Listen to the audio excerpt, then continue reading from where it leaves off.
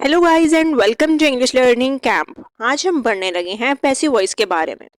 आज हम सीखेंगे कि अगर एक सेंटेंस दिया हुआ है तो हम किस तरह से आइडेंटिफाई कर सकते हैं कि ये एक्टिव वॉइस का सेंटेंस है या पैसिव वॉइस का, और कुछ बेसिक रूल्स जो सारे पैसिव वॉइस में इस्तेमाल होते हैं, चाहे आप प्रेजेंट का बना रहे हैं, पास्ट का बना रहे हैं या फ्यूचर का बना रहे हैं। तो वीडियो की जानी बढ़ते हैं, लेट्स स्टार्ट। सबसे पहले पैसिव वॉइस का रूल क्या होता है? Subject becomes object. सब्जेक्ट जो है वो ऑब्जेक्ट की जगह पे चला जाता है, ऑब्जेक्ट सब्जेक्ट की जगह पे आ जाता है। एक बात याद रखें, सब्जेक्ट स्टार्ट में होता है सेंटेंस के, ऑब्जेक्ट एंड पे आता है। जब हम उनकी पोजीशन चेंज कर रहे हैं तो ऑब्जेक्ट सब्जेक्ट की जगह पे स्टार्ट में आ जाएगा और सब्जेक्ट ऑब्जेक्ट की जगह पे एंड पे चला जाएगा। तो ये आगे पीछे ही समझने हो जाएंगे। चाहे आप प्रेजेंट का पैसिव वॉइस बना रहे हैं, पास्ट का बना रहे हैं या फ्यूचर का बना रहे हैं, सारे पैसिव वॉइस में हम हमेशा third form of verb use करते हैं। अब अगर सब्जेक्ट ऑब्जेक्ट बन रहा है तो ऑब्जेक्ट भी सब्जेक्ट बनेगा। इसमें ऑब्जेक्ट का होना बहुत जरूरी है। अगर ऑब्जेक्ट ना दिया तो हम पैसिव वॉइस नहीं बना सकते। ये नहीं हो सकता कि अगर सब्जेक्ट दिया हुआ है या वर्ब दिया हुआ है तो हम उसका पैसिव बना लें। पैसिव बनाने के लिए सब्जेक्ट वर्ब ऑब्जेक्ट होना बहुत जरूरी है। हेल्पिंग वर्ब जो होता है, जब हम पैसिव बना रहे हैं तो इसका मतलब है हम एक नया सेंटेंस बना रहे हैं। ये नहीं हो सकता कि अगर एक्टिव वॉइस में एक हेल्पिंग वर्ब दिया है तो हम पैसिव वॉइस में भी वही हेल्पिंग वर्ब लगा दें। यहाँ पे मिस्टेक आती है, हम नया हेल्पिंग वर्ब लगाते हैं। हो सकता है एक्टिव वॉइस में सिंगुलर दिया हुआ हो सब्जेक्ट, तो हमने सिंगुलर हेल्पिंग वर्ब यूज किया हो, लेकिन जब हम पैसिव बना रहे हैं तो हो सकता है वो प्लूरल हो, तो ये चेंज हो जाता है इसके अकॉर्डिंग। अब इन सारे रूल्स को हम आगे कुछ एग्जाम्पल से समझते हैं। देखिए यहाँ एक सेंटेंस दिया हुआ है, she brushes her teeth twice her day, यानी वो दिन में 2 मरतबा अपने दांत साफ करती है।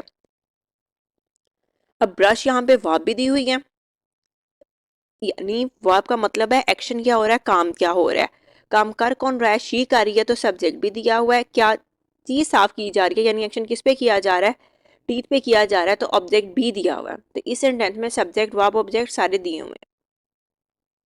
अब हमने पीछे पढ़ा है सब्जेक्ट ऑब्जेक्ट बन जाएगा, ऑब्जेक्ट सब्जेक्ट बन जाएगा, तो यहाँ पे हर टीथ स्टार्ट में आ जाएगा।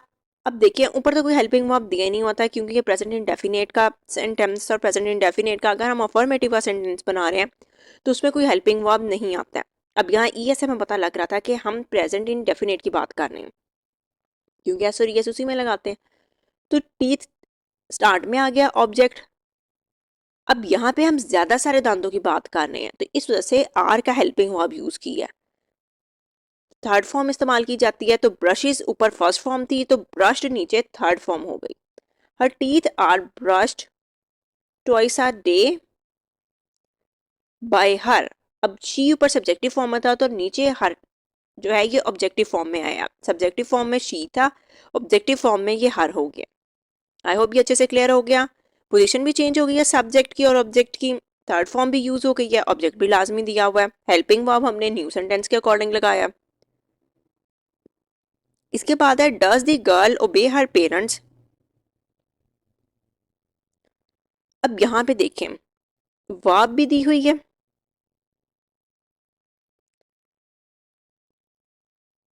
ऑब्जेक्ट भी दिया हुआ है और सब्जेक्ट भी दिया हुआ है। ओबे करने का काम कौन कर रही है? लड़की कर रही है। तो अब ये यहाँ पे समझते हैं, डज ऊपर एक्टिव वॉइस का सेंटेंस था, अब हमने बनाना है इसका पैसिव वॉइस। तो पैसिव वॉइस में हेल्पिंग वर्ब चेंज हो जाएगा, हम डज का इस्तेमाल ही नहीं कर सकते हम पैसिव वॉइस में। अब हमने प्रेजेंट इंडेफिनिट के पैसिव वॉइस के हेल्पिंग वर्ब के मुताबिक लगाना है, तो वो हो जाएगा are. Are her parents obeyed, are her parents obeyed by the girl. अब दी गर्ल दी बॉय कोई नाम अगर आ जाए ना, वो हम चेंज नहीं करते हैं, हमने सिर्फ प्रोनाउन चेंज करना होता है। जिस तरह ही, शी, इट, यू, वी, दे, जब हम उसको ऑब्जेक्टिव फॉर्म में ला रहे हैं तो अब गर्ल बिल्कुल एज इट इज ही आ जाएगा। अगर यहाँ पे कोई नाम लिखा हुआ होता तो नाम भी ऐसे ही आ जाना था। ऑब्जेक्ट बिल्कुल स्टार्ट में आ गया। अब ओबे ऊपर फर्स्ट फॉर्म थी तो नीचे हमने थर्ड फॉर्म लिखी हुई है। इस सेंटेंस में समझने वाली बात यह है कि हमने हेल्पिंग वर्ब ऊपर डज था एक्टिव वॉइस का, नीचे पैसिव वॉइस का हेल्पिंग वर्ब आर हो गया, यानी हेल्पिंग वर्ब चेंज हो गया। अगर दिया हुआ है नेगेटिव सेंटेंस तो हम कैसे करेंगे? अब देखिए नेगेटिव में भी रूल वही वाला रहना है, हमने हेल्पिंग वर्ब चेंज कर देना है। ऊपर दिया हुआ है you do not water the plants, आप पौधों को पानी नहीं देते हैं। वाटर यहाँ पे वर्ब के तौर पे दिया हुआ है, किन्हें पानी दिया जा रहा है? प्लांट को दिया जा रहा है, तो प्लांट्स यहाँ पे ऑब्जेक्ट है। पानी दे कौन रहा है? यू दे रहा है, तो यू यहाँ पे सब्जेक्ट में दिया हुआ है। अब ये नेगेटिव सेंटेंस है, तो ये इस तरह से हो जाएगा, the plants are not watered by you. अब याद रखें हमने आर नीचे क्यों लगाया है, क्योंकि नीचे ज्यादा सारे प्लांट्स की बात की जा रही है। यू पर सब्जेक्टिव फॉर्म में था, तो यू का ऑब्जेक्टिव फॉर्म भी यू ही होता है। यहाँ पे आपने कंफ्यूज नहीं होना है कि एक ही बात हो रही है। यू पर स्टार्ट में था तो सब्जेक्ट की जगह पे था, अब एंड पे आया हुआ है तो ये ऑब्जेक्ट की जगह पे आया हुआ है। तो the plants are not watered by you, where do the children play hockey.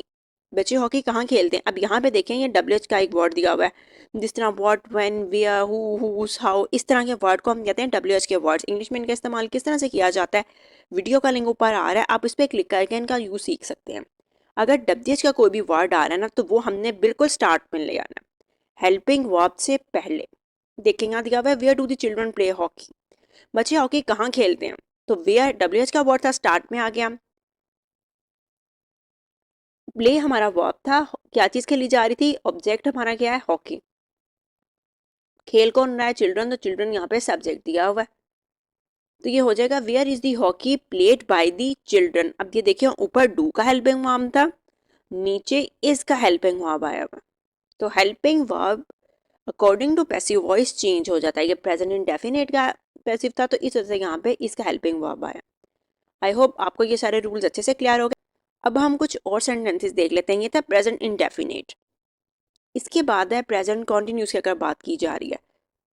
First sentence दिया हुआ she is lying to me, lying to me का मतलब है मुझे झूठ बोल रही है। अब यहाँ पे हमने एक चीज समझनी है, अब यहाँ पे दिखाया जा रहा है कि एक्शन अभी किया जा रहा है। इस जो ING का मतलब होता है ना वर्ब के साथ, इसका मतलब होता है रहा, रही, रहे। अब मी यहाँ पे दिया हुआ है ऑब्जेक्ट की जगह पे, एंड पे आ रहा है, तो इसका मतलब है ये ऑब्जेक्टिव फॉर्म में है। मी यहाँ पे दिया हुआ है सब्जेक्टिव फॉर्म में। अब हमने क्या करना है, कई दफा इस तरह का वर्ड भी दिया हुआ होता है। अब जब हम इसको ऑब्जेक्ट को लेके आ रहे हैं स्टार्ट में, तो इसकी सब्जेक्टिव फॉर्म हो जाएगी आई। अब आई के मुताबिक तो हम एम लगाते हैं, हम इज नहीं लगा सकते। ऊपर इसलिए लगाता है कि वहां पर शी दिया हुआ था, नीचे एम आएगा क्योंकि आई आ रहा है। मी ऑब्जेक्टिव फॉर्म में था, आई, माई, मी, ये इस तरह से होता है।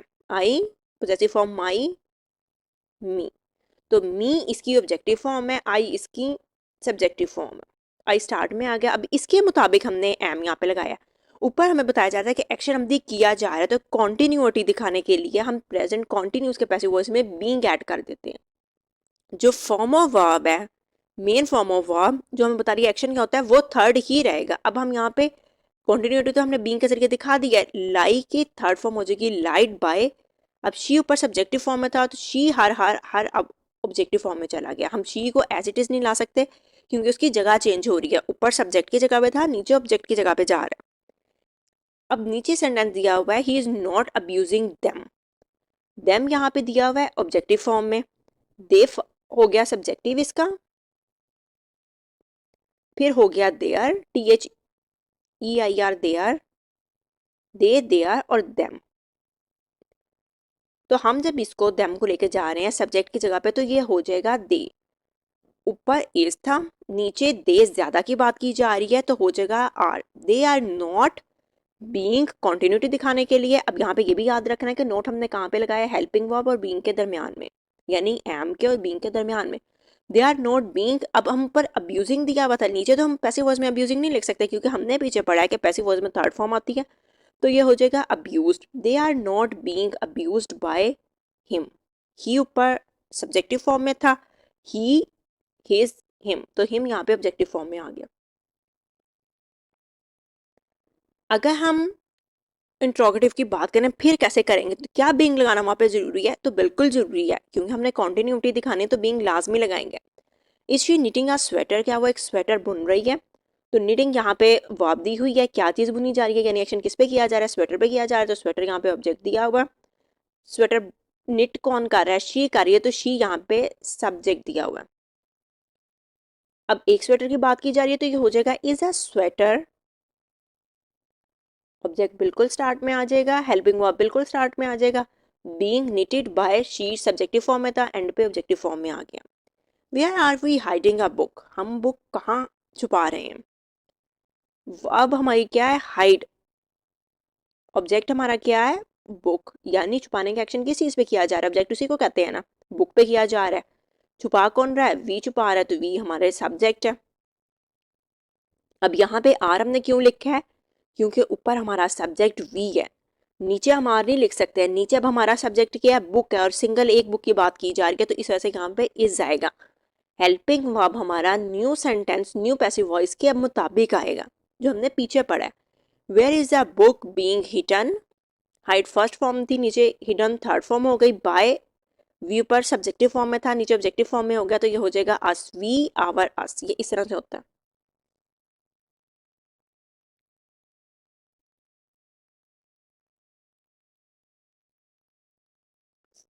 आई होप यहाँ तक क्लियर हो गया। अब देख लेते हैं लास्ट जो है हमारा प्रेजेंट परफेक्ट का पैसिव। अब ऊपर दिया हुआ है I have eaten an egg, मैं एग खा चुकी हूँ या चुका हूँ। प्रेजेंट परफेक्ट का ये फायदा होता है कि इसमें ऑलरेडी थर्ड फॉर्म दी होती है एक्टिव वॉइस में, तो हमने एज इट इज वही फॉर्म ऑफ वर्ब लगानी होती है पैसिव में। ईटन थर्ड फॉर्म है, एक्शन किस चीज पे किया जा रहा है, ऑब्जेक्ट पे किया जा रहा है जो कि एग है। एक्शन कर कौन रहा है, आई कर रहा है, तो आई यहाँ पे सब्जेक्ट है। अब देखें यहाँ हम ऑब्जेक्ट को स्टार्ट में लिया सब्जेक्ट की जगह पे एन एग, अब यहाँ पे हम एक एग की बात कर रहे हैं, ऊपर आई की वजह से हैव लगा हुआ था, अब नीचे एक एग है, तो हेल्पिंग वर्ब हैव नहीं हम लगा सकते, हमने नए वाले सब्जेक्ट के मुताबिक लगाना है जो कि एक अंडे की बात की जा रही है, तो यहाँ पे हैज आ जाएगा। An egg has been eaten, helping verb change हो गया, ऊपर हैज था, अब जब हम पैसिव बनाते हैं तो ये हैज बीन या हैव बीन हो जाता है। अब नीचे एग के मुताबिक ये एक के मुताबिक हैज बीन हो गया, ईटर ही थर्ड फॉर्म थी, ऊपर ही नीचे भी वही आ जाएगी, बाय लगा के आई सब्जेक्टिव फॉर्म में था, ये मी हो जाएगा। The women have not eaten all the mangoes, औरतें तमाम आम नहीं खा चुकी हैं। ईटन हमारी वर्ब है, क्या चीज़ खाने की बात हो रही है, मैंगोज खाने की, तो मैंगोज हमारे ऑब्जेक्ट हैं। मैंगोज के खाने की बात की जा रही है औरतों की, तो यहाँ पे औरतें हमारा सब्जेक्ट है, women. All the mangoes have not been, helping verb change हो गया है, हैव नॉट बीन आया हुआ है। नॉट हम हैज़ बीन और हैव बीन के दरमियान में लगाएंगे। अब हैव यहाँ पे क्यों लगा रहे हैं, क्योंकि मैंगोज ज़्यादा सारे मैंगो की बात की जा रही थी, हम इसलिए नहीं लगा रहे के ऊपर हैव लगा हुआ था, हम नीचे मैंगोज की वजह से लगा रहे हैं हैव। अगर यहाँ पे मैंगो होता तो हम हैज़ लगाते। All the mangoes have not been eaten by the women. Has she found the shoes, क्या वो शूज तलाश कर चुकी है। अब यहाँ ऊपर वर्ब हमारी फाउंड है, V3 है, शूज हमारा ऑब्जेक्ट दिया हमें। अब यहाँ पे हैज क्यों लगा था, क्योंकि ऊपर शी दिया हुआ था, अब नीचे शूज ज्यादा सारे की बात हो रही है, दो जूतों की बात हो रही है, तो इसका मतलब है यहाँ पे हैव आएगा। Have the shoes been find found, found found by she, ऊपर सब्जेक्टिव फॉर्म में था, नीचे ऑब्जेक्टिव फॉर्म में हर हो गया। अब सेम रूल वही डब्ल्यूएच फैमिली के साथ वाला, where have you build a factory, आ फैक्ट्री कहाँ तामीर कर चुके हैं। एक्शन क्या हो रहा है, बिल्ड करने का, क्या चीज़ बिल्ड की जानी है, फैक्ट्री, तो फैक्ट्री यहाँ पे ऑब्जेक्ट दिया हुआ है। Where has a factory, single एक फैक्ट्री की बात कर रहे हैं, इसलिए हम हैज लगाएंगे, ऊपर यू के साथ था इस वजह से हैव आया था। Where has a factory been built, ऊपर भी थर्ड फॉर्म थी, नीचे भी थर्ड फॉर्म थी, बाय यू, सब्जेक्टिव फॉर्म भी यू की है, ऑब्जेक्टिव फॉर्म भी यू ही होती है। तो आई होप आपको ये सारे रूल्स पैसिव वॉइस के अच्छे से क्लियर होंगे। सब्जेक्ट वर्ब ऑब्जेक्ट लाजमी है, ऑब्जेक्ट लाजमी है होना वहाँ पे, उसके बाद हम पैसिव बना ही नहीं सकते हैं। पोजीशन चेंज हो जाएगी, सब्जेक्ट ऑब्जेक्ट की जगह पे जाएगा, ऑब्जेक्ट सब्जेक्ट की जगह पे आएगा, सारे पैसिव वॉइस में हम थर्ड फॉर्म इस्तेमाल करते हैं। अगर आपकी कोई कंफ्यूजन है तो आप नीचे कमेंट बॉक्स में करके वो क्वेश्चन पूछ सकते हैं। वीडियो पसंद आएगा अपने दोस्तों के साथ जरूर शेयर करें, लाइक करें, सब्सक्राइब करें। Thank you.